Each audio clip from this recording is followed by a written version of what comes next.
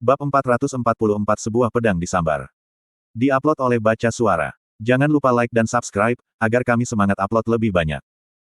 Pedangku, terbuat dari eder murni dan disatukan atas kemauanku sendiri, ditancapkan ke dalam jalinan benang eder di sekitarku.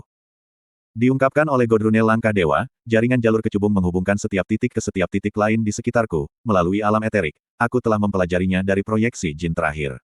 Godrunel telah berubah ketika aku menyadari hal itu, dan pengetahuan itu telah terbengkalai di benakku sejak saat itu, sebuah wawasan yang semakin dalam tetapi tanpa kegunaan yang jelas. Hingga saat diperlukan ketika aku tidak punya pilihan selain menerjemahkan pengetahuan menjadi tindakan. Indraku mengalir melalui ether, jalan setapak, ruang di antara yang menghubungkan semuanya. Aku melihat Cecilia, sisa-sisa terakhir dari serangan terakhirnya masih membakar suasana di antara kami, siluet mana yang bersenjata banyak melingkari tubuh yang diambilnya dari Tesia.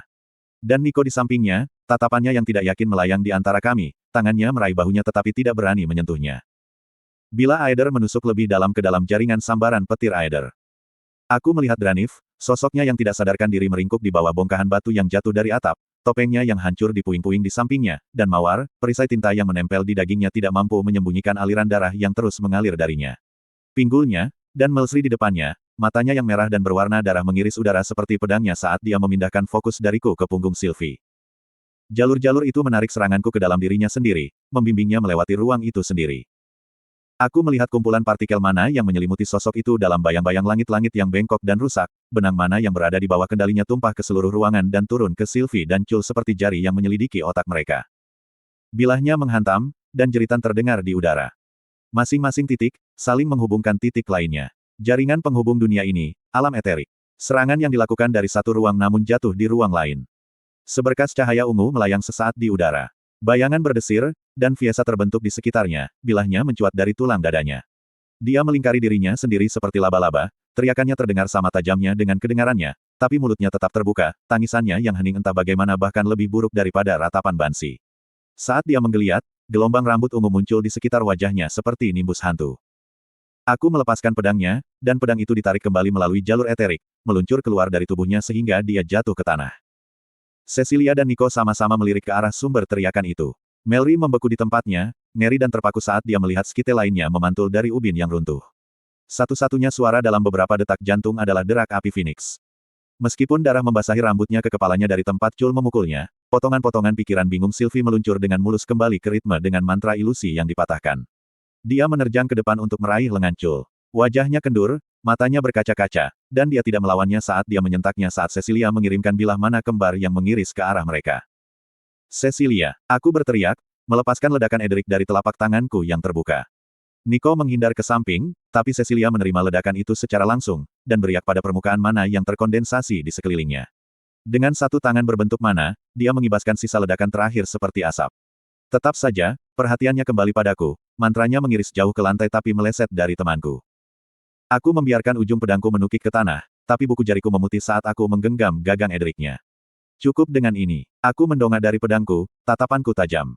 Cecilia, ikut aku. Aku akan mencoba mencari cara untuk memisahkanmu dan Tesia.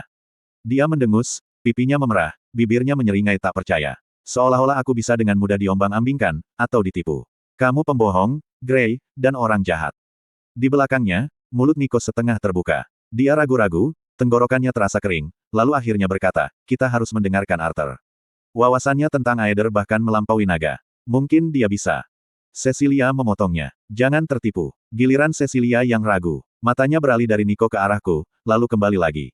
Dialah yang membunuhku, ingat. Aku hanya bisa tertawa kering dan tanpa rasa humor. Apakah pikiranmu memutarbalikkan ingatanmu setelah bertahun-tahun atau apakah Agrona yang melakukan itu untukmu? Berbicara kepada Nico, aku melanjutkan, tidak mampu menutupi kepahitan dalam nada bicaraku. Kebencian yang kamu miliki terhadapku, alasan kamu berusaha keras untuk menghancurkan semua yang aku hargai, didasarkan pada kebohongan. Bukan aku yang membunuh Cecilia. Dia. Diam. Cecilia memekik, emosi yang meluap-luap dalam suaranya begitu kasar sehingga membuat Nico dan aku tercengang. Jadi, aku memulai, kesadaran muncul perlahan, bukannya kamu tidak ingat, tapi kamu telah memilih untuk berbohong dan memanipulasi satu-satunya pria yang pernah mencintaimu. Bagaikan embusan napas panas yang tiba-tiba di belakang leherku, angin hitam menerpaku dari belakang. Jeritan terpendam meledak di udara, mengeluarkan kemarahan dan kehilangan. Aku melirik sekilas ke belakang, menyipitkan mata melawan badai angin kosong. Melsri sedang berlutut di samping Fiesa, tubuh lemas Skite lainnya ditarik ke dalam pelukannya. Dia bergoyang maju mundur, mulutnya setengah terbuka, ketidakpercayaan dan kengerian tertulis di setiap garis wajahnya. Angin hampa keluar dari dirinya, manifestasi fisik dari kesedihannya. Kemudian matanya bertemu dengan mataku, dan dia seperti terjatuh ke dalam dirinya sendiri, jeritannya berubah menjadi geraman, semua ketegangan itu meledak ke bawah saat dia menjatuhkan mayat itu dan melompat ke udara, satu bilahnya tergenggam di kedua tangannya dan membuntuti api jiwa seperti bendera gelap. Angin hitam menerpaku, mendorong debu dan asap ke mataku, melingkari anggota badan dan tenggorokanku, menjerat rambutku dan mencoba membuatku kehilangan keseimbangan. Sulur mana Cecilia terjalin di dalam dan di sekitar Melsri, memperkuat mantranya dan menahannya dari pengaruhku. Aku merasakan tanda kebesaran yang tercetak di tengah tulang punggungnya aktif saat dia menyalurkan mana ke dalamnya. Mana terkondensasi dari atmosfer dan menjadi mantranya. Tubuhnya membengkak karenanya, mengeras dan menguat. Pedang itu berkobar lebih gelap, nyala apinya berkobar 10 kaki dari bilahnya. Cakar angin menajam, menggali semakin dalam. Api putih dingin menjilat tubuhnya, 1000 nyala lilin menyala dari pori-porinya saat tubuhnya kelebihan mana. Aether meledak di pinggul, tulang belakang, bahu, dan lenganku, seketika membawa pedangku ke posisi bertahan dengan kekuatan yang cukup untuk menembus angin yang mencengkram. Burst Strike mengirimkan seluruh potensinya langsung ke bagian tengah senjatanya. Dengan embusan angin, nyala api jiwa menyembur seperti lilin. Baja memekik, dan pedang itu meledak, mengirimkan pecahan logam pecah ke seluruh ruang singgasana. Lengan Melsri terkilir secara tidak wajar, dan sesuatu di dalamnya retak dan pecah. Momentumnya membawanya melewati aku, di mana dia tersandung dan jatuh berlutut, sambil memegangi tangan dan lengannya yang patah dengan tangan lainnya. Mana mengembun di sekelilingnya, mengangkatnya dan membawanya menjauh dariku. Pergilah, kata Cecilia. Kamu tidak berguna lagi di sini. Aku bisa saja menghentikannya, bisa saja mengikuti Melsri dan memukul dia serta pengikutnya sebelum dia bisa menarik tempus warp dari artefak dimensinya, tapi aku merasa hukuman apapun yang akan diberikan Agrona sebagai tanggapan atas kegagalan mereka di sini akan lebih buruk daripada kematian cepat yang bisa kutawarkan. Saat tempus warp membungkus tubuh Melsri, Mawar, dan Fiesa dengan mana dan menarik mereka menjauh, aku membiarkannya terjadi. Mana sudah melingkari Cecilia, bersiap menyerang, tapi Nico terbang di antara kami. Aku terkejut ketika dia membalikkan badannya ke arahku. Apa maksud Grey tadi? Dia bertanya pada Cecilia.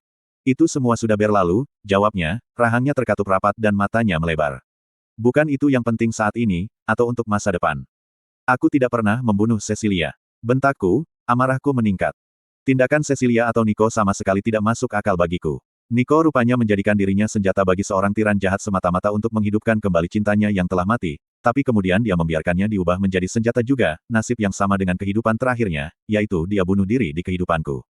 Pedang untuk melarikan diri. Sebagai imbalannya, dia bahkan tidak mengatakan yang sebenarnya kepadanya dan tampaknya menggunakan kebenciannya terhadap aku untuk terus mengobarkan konfrontasi ini. Dia telah menghubungiku, bukan? Mengirimiku inti mana Sylvia sebagai tanda dan permohonan agar aku bisa membantu Cecilia, bagaimana caranya, aku tidak tahu, tapi dia tidak melakukan upaya untuk membendung kekerasan dalam konfrontasi ini. Pembohong. Aku melihat pedangmu menembusnya, Grey. Dia berteriak, terombang-ambing di udara, mana yang bergetar di sekelilingnya dengan gelisah. Cecilia mengayunkan tangannya ke udara, dan aku menghindar saat mana mencungkil lantai seperti pedang sabit raksasa. Ini bahkan bukan tentang apa yang terjadi di bumi.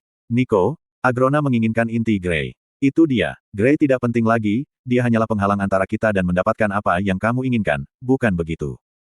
Sebelum Nico sempat menjawab, mana di sekitar Cecilia melonjak. Ribuan bongkahan puing seukuran kepalan tangan melompat ke udara, terbang tinggi di atas kepala kami. Dalam sekejap, warnanya menyala oranye terang, dipanaskan dari dalam oleh kekuatannya. Aku melihat apa yang akan terjadi sebelum hal itu terjadi. Lindungi dirimu sendiri. Aku mengirim ke Sylvie. Langit gelap bersinar dengan 10.000 bintang baru. Kemudian bintang-bintang mulai berjatuhan. Meteor yang terbakar menembus sisa-sisa langit-langit dan menghantam lantai di sekelilingku. Ruang singgasana lenyap dalam kepulan debu dan kabut panas sisa-sisa ribuan proyektil yang terbakar melesat di udara. Aku merasakan lebih dari sekadar melihat pembengkakan mana di sekitar Sylvie dan Chul saat meteor pertama menghantam mereka. Aku menghindar dari satu meteor, berputar saat meteor lain melirik dari bahuku, lalu menyelinap ke jalur anyaman God Step untuk menghindari kumpulan proyektil. Istana itu runtuh, udaranya tercekat oleh panas dan debu. Telingaku berdenging akibat ledakan hujan meteor yang dahsyat, dan belerang membakar hidung dan paru-paruku. Kepakan sayap mengirimkan hembusan angin ke seluruh istana, membawa debu dalam pusaran besar dan menampakkan siluet yang menjulang tinggi. Sisik-sisik gelap memantulkan cahaya bintang dan mata emas besar menatap tajam ke sekeliling reruntuhan. Leher drakonik Sylvie yang anggun terangkat tinggi ke arah langit, dan dia memperlihatkan barisan taringnya seperti pedang. Ekornya yang panjang dan berbelit-belit bergerak melewati puing-puing, membuat pecahan batu mengalir ke banyak lubang yang merobek lantai. Dia menggoyangkan leher dan sayapnya, mencabut meteor yang menembus perisai mana dan menempel di sisiknya. Chul melangkah keluar dari bayangannya, tanpa terluka saat dia menatap naga itu dengan takjub. Kepakan sayap Sylvie telah mengungkapkan kehancuran total dari mantra Cecilia. Seluruh bagian tengah bangunan telah diratakan, ruang singgasana sudah tidak ada lagi, hanya sebuah lubang di tanah. Aku merasakan pergeseran Aether di sekitar aku. Armor peninggalan itu telah meninggalkan Sylvie ketika dia bertransformasi, dan sekali lagi aku bisa merasakannya terikat padaku. Menyentuh tambatan itu, aku menyulap armornya. Cecilia menatapku dengan kecewa saat sisik hitam menutupi dagingku. Di sampingnya, Nico pucat dan gelisah. Aku memegang matanya yang gelap. Bagaimana kamu mengharapkan aku membantu seseorang yang tidak menginginkannya? Tanyaku, tidak yakin dia akan menjawab. Atau apakah pesanmu hanya dimaksudkan untuk membuatku kesal? Pesan, bentak Cecilia sambil menatap tajam ke belakang ke arah Nico. Pesan apa? Aku tidak terkejut dia tidak memberitahunya, tapi aku memanfaatkan kesempatan itu untuk membuat mereka berdua terus berbicara. Nico mengirimiku hadiah dan memintaku membantumu. Dia bilang aku, berhutang nyawa padamu. Karena kamu tidak pernah memberitahunya apa yang kamu lakukan. Nada bicaraku semakin tajam saat aku berbicara, amarahku membara tepat di bawah permukaan. Kau bunuh diri dengan pedangku, Cecilia. Apakah kamu ingat alasannya? Wajahnya memucat, dan aku melihat dalam tatapannya yang angker kenangan akan momen itu, dan aku tahu dia mengingatnya dengan sangat baik. Apa? Nico tersedak. Cecilia memunggungiku, meraih Nico, meski jari-jarinya berhenti menyentuhnya. Ini lebih rumit dari itu, aku. Kau tahu mereka akan menggunakan dia untuk melawanmu, Cecilia, potongku, tidak mampu menutupi rasa frustrasi dan kepahitan dalam suaraku. Kau membuatku membunuhmu karena kau tahu tidak ada jalan keluar lain, baik untukmu, maupun Nico. Kamu mati untuk melindunginya. Aku mendengus, mengepalkan tanganku begitu keras hingga tulangku terasa sakit. Sial, aku tidak mengerti kalian berdua. Tidak ada alasan untuk membenarkan apa yang kamu lakukan untuk Agrona. Cukup, Cecilia berteriak. Kata itu bergema di seluruh reruntuhan istana, semakin keras seiring dengan gaungnya. Beberapa sisa bangunan di sekitar kami runtuh. Tanganku bertepuk tangan di telingaku. Aku merasakan darah menetes dari hidungku. Di sebelah kananku, Chul bersandar pada senjatanya, lengannya melingkari kepalanya, giginya terlihat seperti binatang. Di atas kami berdua, kepala Sylvie menunduk, matanya terpejam karena volume suara yang keras. Mengambil nafas yang menenangkan, aku meraih mana dengan ederku. Manifestasinya liar dan tidak terkendali, tidak memiliki kekuatan yang melebihi fokus Cecilia. Aku memecahkannya, dan suara itu menghilang, meninggalkan gema di telinga aku. Cecilia sudah kembali ke Nico. Aku minta maaf. Aku khawatir kamu masih berada di bawah pengaruh Agrona, dan sesuatu yang buruk akan terjadi jika aku memberitahumu. Itu benar. Dia bertanya, suaranya nyaris berbisik. Gray tidak. Dia menggelengkan kepalanya, tubuhnya tegang, anggota tubuhnya tertarik ke dalam seolah dia ingin meringkuk dalam posisi janin. Nico menarik diri, kaget. Tapi aku melihat. Maaf, ulang Cecilia pelan. Dia menunggu sebentar, memperhatikannya dengan cermat. Apakah ini berarti pikiranmu tidak dikendalikan oleh Agrona? Nico menarik tangannya ke bawah wajahnya. Apapun yang dia lakukan untuk mengobarkan amarahku dan mengubur bakat-bakat dari kehidupanku sebelumnya telah bocor keluar dari inti diriku ketika Gray menusuknya di Victoriat. Suaranya datar, sama sekali tanpa emosi. Tapi aku tahu apa yang telah dia lakukan terhadap ingatanmu, Cecilia. Aku tahu, aku membantu, dan kupikir kamu masih. Dia menundukkan kepalanya, tongkatnya tergantung lemas di sisinya. Aku minta maaf. Slot iklan, kamu bisa pasang iklanmu di sini. Mereka benar-benar asyik satu sama lain, dunia mereka menyusut hingga beberapa meter di sekeliling mereka ke segala arah. Bagian pikiranku yang dingin dan jauh, bagian dari Raja Grey yang kubangkitkan untuk bertahan dari cobaanku di Alakria, menyadari adanya peluang. Tusukkan cepat pedang Aetherku dan aku bisa mengakhiri ancaman yang mereka berikan di sana. Apapun yang Agrona rencanakan untuk warisannya bahkan membuat Keses Indrat ketakutan. Menyerang mereka berdua akan mengakhiri ancaman tersebut, dan mungkin juga perang. Lagi pula, aku belum menemukan kelemahan fatal dalam sihir Cecilia. Melawannya membuatku semakin tidak memahami cara memisahkan Tessia dan Cecilia. Tess adalah seorang pejuang, tidak asing lagi mempertaruhkan nyawanya di medan pertempuran. Dia telah siap mati dalam pertempuran di ruang bawah tanah di bawah bis Glades, di hutan Elenoir, di jalanan kota melawan Nico dan Kadel. Dia akan mengerti. Dia akan memaafkanku. Tapi bisakah aku memaafkan diriku sendiri? Aku sudah pernah menolak kesempatan itu, memilih untuk menyerang Fiesa daripada Cecilia ketika ada kesempatan. Apa aku benar-benar berpikir aku siap mengakhiri hidup Tessia bersama Cecilia? Bagaimana kamu bisa begitu yakin? Nico bertanya, suaranya meninggi karena frustrasi dan menarik perhatianku kembali kepada mereka. Karena aku tidak tahu lagi. Setelah ragu-ragu sejenak, Cecilia memegang tangan Nico. Itu hanyalah kata-kata dari skite mengerikan yang menempel di kepalamu. Jika Agrona bisa mereinkarnasi kita dari seluruh alam semesta, membawa kita ke dunia ini dan menjadikan kita kuat hanya dengan sumber daya yang dia miliki sekarang, mengapa dia tidak bisa mengirim kita kembali dengan seluruh kekuatan Epeotus yang dimilikinya? Ada jeda, dan dia menurunkan tangannya, menoleh ke arahku dengan kesadaran yang mulai sadar. Itukah sebabnya kamu mengambil inti naga itu? Untuk meminta bantuan Gray. Kamu, ingin kami berbalik melawan Agrona? Wajah pucat Nico semakin pucat. Tidak, tentu saja tidak. Gray tidak bisa membantu kita. Dia berteriak, suaranya diperkuat secara ajaib tetapi tidak memiliki resonansi yang menghancurkan dari serangan sonik terakhirnya. Kami sudah memberikan segalanya untuk ini, Nico, pada Agrona. Dan kami sangat dekat. Jangan biarkan Gray memanipulasimu, dia hanya ingin gadis peri berharganya kembali. Dia akan membunuhku untuk mendapatkan dia, kamu tahu dia akan melakukannya. Nico juga menatapku, mengerutkan kening karena bingung. Mungkin aku akan melakukannya, aku menyela dengan jujur, nada suaraku sangat dingin. Maaf aku tidak bisa menyelamatkanmu saat itu, Cecilia. Aku begitu asyik dengan pencarian bodohku untuk mencapai puncak, untuk menjadi cukup kuat untuk memperbaiki kesalahan yang terjadi pada rumah kami, pada kepala sekolah Wilbeck sehingga aku mengabaikan hal lainnya. Udara di antara kami berubah, terisi dengan ether saat aku meraih ke dalam, menarik semua kekuatan dan tekad yang bisa kuwujudkan. Tatapanku menajam, ether berputar sebagai respons terhadap tarikan ini, seolah-olah itu mengakui keinginanku. Semua fokus dan energiku terasah pada Cecilia. Dia balas menatap, mata virus itu keras dan pantang menyerah. Dan aku minta maaf, Nico. Aku rasa aku tidak bisa melakukan apa yang kamu minta. Godstep melilitku, dan aku muncul di sisi Tesia, kilat eterik melintasi sisik armor relik. Sebilah pisau menggigil di tanganku, siap untuk menusuk ke dalam lubang di dasar tenggorokannya. Lengan Cecilia, baik daging maupun mana, mengalir dengan lancar ke posisinya untuk memblokir serangan, seperti yang kuduga. Aether mengeras di bawah kakiku, dan aku mendorongnya dengan seluruh kekuatan burst step yang diatur dengan baik. Platformnya hancur, tapi sebelumnya aku mengambil langkah mendekati Nico, lenganku bergerak lebih cepat dari pandangan saat aku mengaktifkan burst strike secara bersamaan. Penghalang demi penghalang mana mengeraskan udara antara pedangku dan targetnya. Masing-masing retak dan kemudian hancur, satu demi satu, udara di antara kami meledak dengan hujan kembang api seperti mana. Bilahnya jatuh ke bahu Nico. Lapisan mana terakhir yang mengelilinginya bergetar, dan Nico meluncur ke reruntuhan dengan keras. Sedetik kemudian, aku mendarat dengan ringan di samping kawah, pertahananku sudah mengarah ke Cecilia. Istana yang hancur itu mulai bergerak. Cecilia, matanya melotot saat dia menatap ke arah kawah, dan mulutnya terbuka dalam jeritan tanpa suara, memegang semua mana di sekitar kami dan menyeretnya, menariknya ke dirinya sendiri. Aether tumpah dariku sebagai tanggapan, berjuang untuk melindungi teman-temanku agar tidak terkuras dalam sekejap.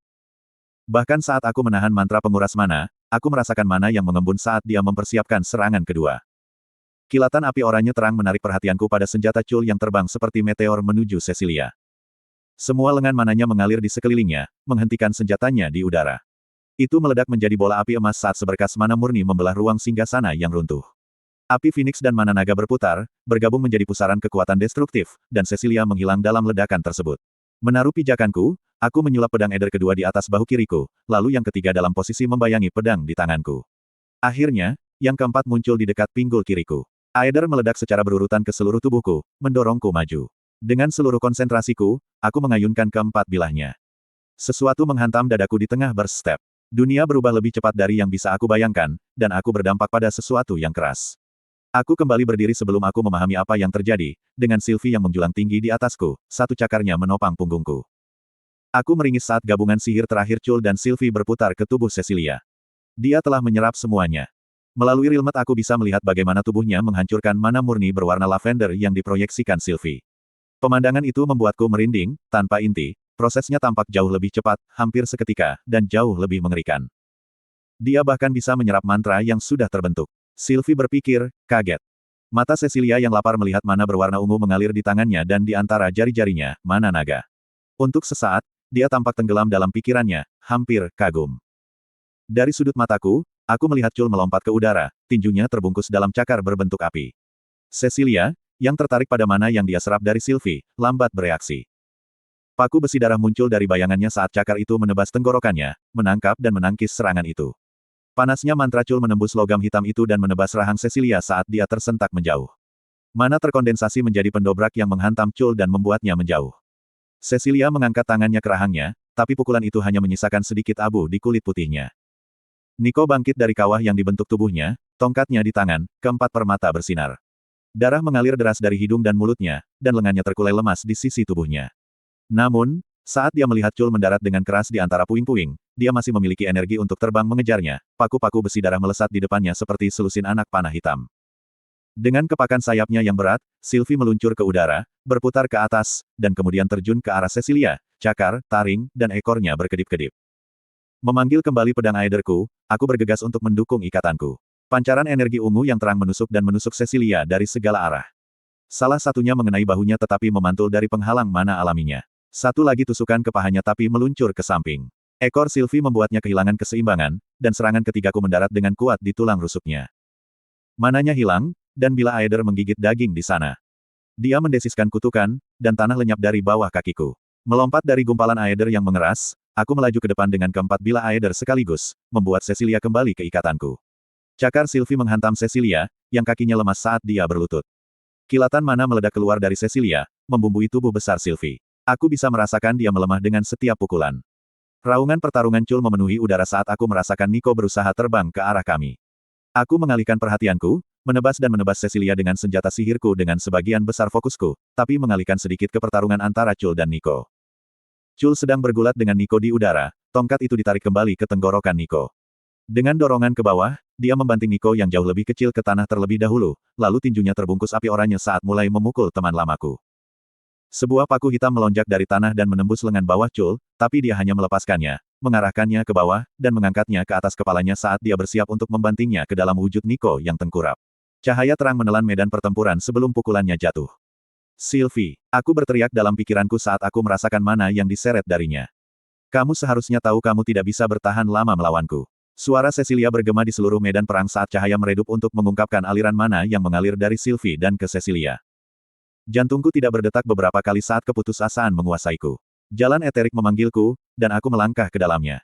Aku muncul di antara mereka, mana mengalir melewatiku dari semua sisi, tapi aku tidak melepaskan konsentrasiku pada Godrune langkah dewa. Jalur sambaran petir terbuka ke segala arah di depanku. Antara Cecilia dan aku ada lapisan mana yang tumpang tindih yang hampir tidak bisa ditembus. Konsentrasi mananya begitu kuat sehingga bahkan membengkokkan jalur eteriknya, membelokkannya sehingga menonjol keluar, kabur, dan semakin sulit dilacak. Aku mendengarkan, melewati dengungan mana, teriakan Nico dan Chul, kemarahan napas Cecilia. Melalui derak api dan gemerincing batu. Aku mendengarkan, seperti yang diajarkan Tristeps kepadaku, panggilan Aether yang memberi isyarat. Dan aku mengarahkan pedangnya ke depan. Bilahnya menyelinap ke jalan setapak, menghilang tepat di atas tanganku dan muncul lagi di dalam perisai, meluncur ke atas dan di antara tulang rusuknya. Tubuhnya bergerak hampir sebelum pedang itu muncul, dan serangan itu mengenai jantungnya. Aku menarik pedangku kembali, bersiap untuk menusukkannya lagi, tapi ada hal lain yang menyertainya. Aku ragu-ragu sejenak, tidak yakin dengan apa yang kulihat. Bilah pedangku terbungkus mana berwarna lavender. Tiba-tiba sesuatu yang lain mengendalikan bilahnya, dan benda itu berputar di pergelangan tanganku untuk menebas tulang rusukku sendiri. Saat Aether yang terbungkus mana menghantam armorku, mana Cecilia meledak keluar dari dirinya, menghantamkan senjataku sendiri ke arahku. Aku mengayun ke belakang, dan ujung bilahnya menembus penghalang Edric dan armor peninggalanku, mengukir daging dan tulang di bawahnya sebelum mengenai inti tubuhku. Rasa mual merenggut kekuatan anggota tubuhku, begitu ekstrim dan selalu ada hingga aku terjatuh ke lutut. Pedangnya lenyap, penghalang eterikku lenyap, rilmet memudar, dan bahkan perasaanku tentang motif atmosfer ether di sekitar medan perang berkedip-kedip. Aku menekan satu tangan ke sisi tubuhku, darah panas mengalir di sela-sela jariku. Tidak ada aliran ether yang tiba-tiba ke lukanya, tidak ada rasa hangat yang gatal saat daging menyatu kembali. Aku meraih God Step, tapi tidak ada respon dari Godrune di punggungku. Arthur, Sylvie berteriak di kepalaku pada saat yang sama ketika dia mengeluarkan raungan yang menakutkan. Mata Cecilia melebar, darah mengalir dari sudut mulutnya saat terbuka tak percaya. Tangannya ditekan ke luka berdarah di sisi tubuhnya tempat pedangku tercabut dari sela tulang rusuknya. Makhluk api dan cahaya yang menyala-nyala melewatinya.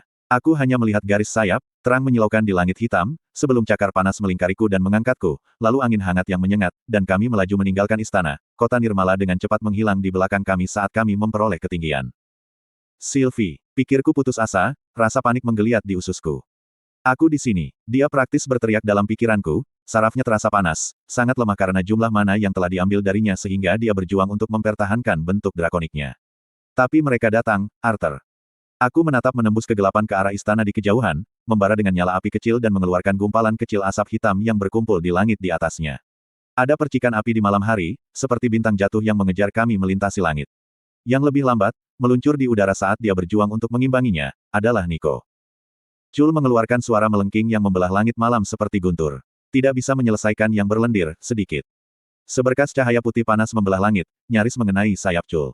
Tidak bisa, melanjutkan, ini, teruskan, erangnya, suaranya serak dan penuh api.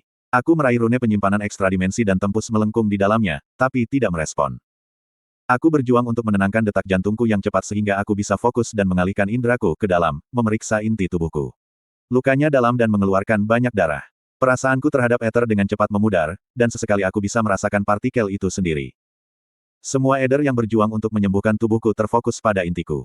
Garis terang telah tergores ke permukaan oleh serangan itu, dan eder penyembuhanku perlahan mengisinya, mengabaikan seluruh tubuhku yang melakukannya. Arthur, tidak bisa, iklankan bab terbaru di readlightennovel.app.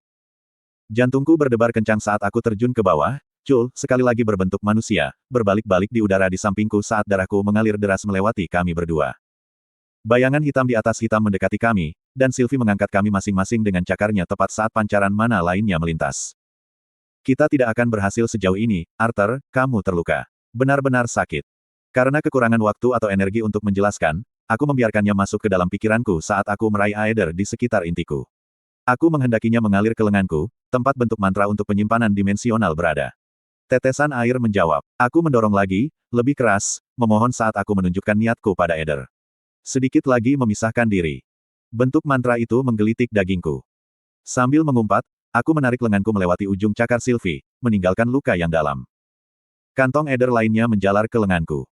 Pikiranku terhubung dengan ruang dimensional tempat peralatanku disimpan, dan aku menarik tempus warp. Sylvie menggeser cakarnya untuk menjepitnya di sebelahku. Sial, aku tidak bisa mengaktifkannya, pikirku. Merasakan niat Sylvie, aku memperhatikan saat dia mengguncang Chul dengan cakarnya yang lain, lalu mencubitnya dengan keras bahkan saat dia menukik ke bawah sinar ketiga dari Cecilia. Chul mengertakkan giginya saat dia sadar kembali. Gah, apa?